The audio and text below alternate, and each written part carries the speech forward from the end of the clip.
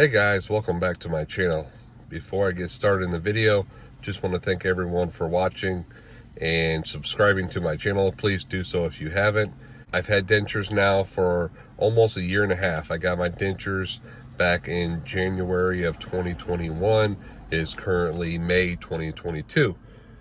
I had 24 teeth pulled, but on to today's video. I'm gonna go over the common misconceptions and things that people are unaware of, things that they're get incorrect, and I just want to go over a few things. These things I've seen in the past, and I just wanted to address them here in this video. The first one is eating. A lot of people think, hey, once I have my teeth pulled and I get my dentures, I can eat. So I saw someone, they were complaining that at day 3, they couldn't eat and they were starving. And I just had a chuckle because day 3 and they're complaining they can't eat real food. Like, you just had major, basically, surgery in your mouth. All your teeth were yanked out. Your gums are so sensitive, swollen, and hurting. You can't eat. I mean, you're on a liquid, soft food diet for the first few days, week, whatever, just depending on how bad your procedure went. When you had your teeth pulled and you have dentures, you have to be eating very soft foods. Yogurt, pudding, applesauce. I ate ramen noodles where I crumbled them up before I cooked them. So it was basically just like swallowing soup. I mean, you weren't even chewing it. You basically want to have foods to where you don't have to chew, because your gums are going to be so sore. Putting any pressure on your dentures while biting down is going to be very uncomfortable. So you're going to be on a soft food diet for a week, maybe more, depending on your recovery. And I chuckle when I see that type of comment that they're complaining that on day 3 they couldn't eat real food. I had no lower dentures for the first month. So in the first month, the most real food I had was chili. And so I ate ramen noodles, applesauce, mashed potatoes, all that stuff for a month. So your 3 days is nothing. So everyone has it differently, but it will take time before you can eat real food. When you do start to eat real food, you'll have to take small little bites, maybe have to chop things up and just slowly learn to eat again. Next thing is the difficulty of putting your new dentures in after having extractions. That first week, it might be a struggle. Your dentures were made around your old teeth and gums. Well, when you have those teeth ripped out, your gums are going to swell up, and that's of course going to affect your dentures. So you put them in and they're going to be snug and they're going to hurt.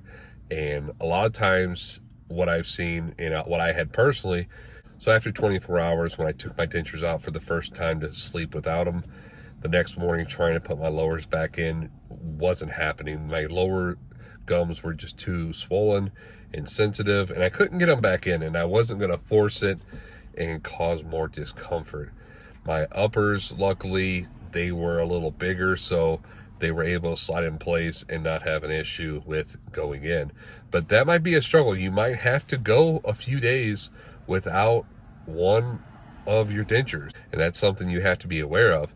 Now, after 4, 5, 6 days, when the swelling starts to subside, then you can go and slowly get your dentures back into place, but it's still going to be very sensitive and sore. The next thing is using adhesive. When you first have your teeth pulled, your gums are all open. You have blood clots to fill in those holes where your teeth were pulled and bleeding. You have stitches most likely. You can't use adhesive. So the first week or so, until your stitches come out or the blood clots are all healed and sealed up, you really can't use any adhesive. What I was doing on my upper denture is I was using a little bit of Fixodent paste on my upper denture in the palate, in the roof of my mouth.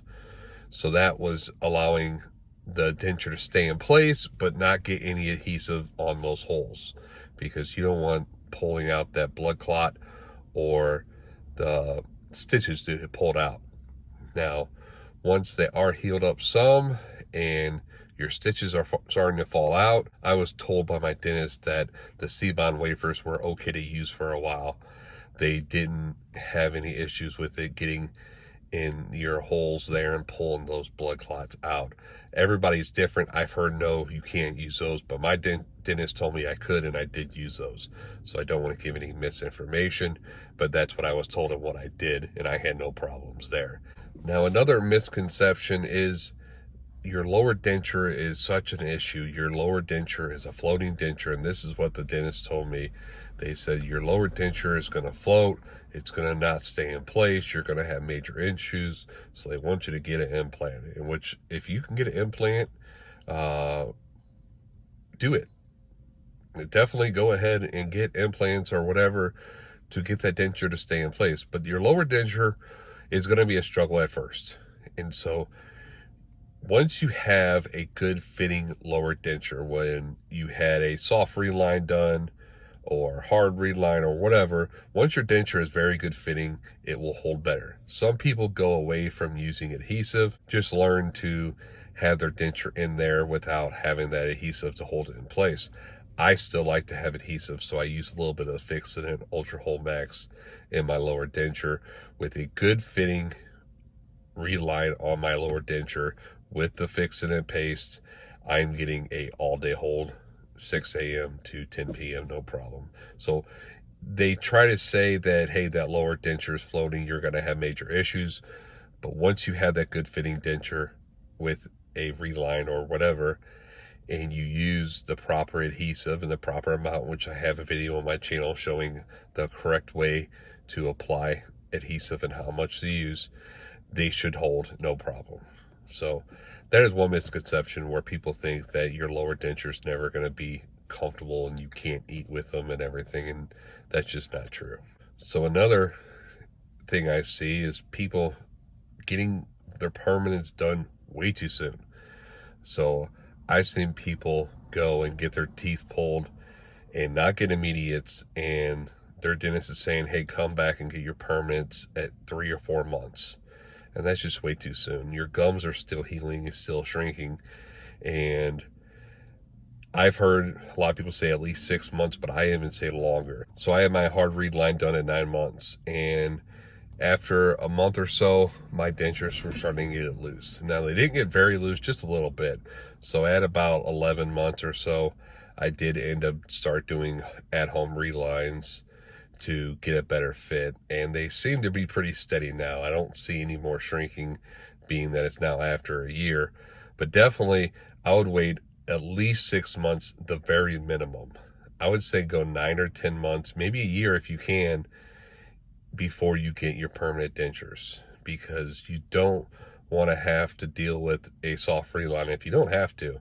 I wish my dentures were good and I didn't have to deal with doing Densurefit or Reline-it to get my dentures snug, but it's one thing I am dealing with, and maybe down the road I'll go and have another hard reline done on my dentures or get a new set. But for now, I'm doing that and it is working, so make sure you wait to get your permanents. The last misconception is people thinking that throwing their denture in their cup with water with a tablet or the Dr. B's is going to get your denture clean. You have to scrub your denture. I've went and personally did it myself, where my dentures I took out that night, I threw them in a cup with the foaming tablet or even with the Dr. B's liquid crystal with my ultrasonic cleaner, and they still, the next morning after soaking all night, you can still see food particles, you can still see things on your dentures. So make sure you treat your dentures like teeth. At least once a day, scrub them inside and out to make sure it's completely clean, because those tablets and the liquid crystals only do so much. You still have to scrub it. It's just like your car. You could go on the outside and throw some soap at it and rinse it off with the hose, but if you don't get on there and scrub it, rub it down with a sponge or whatever, it's still going to have stuff on there. So you need to make sure you scrub and brush your teeth and your dentures like you normally would. Otherwise, they will not get clean, they'll get stained, and you'll have issues. So I want to thank everyone for watching this video.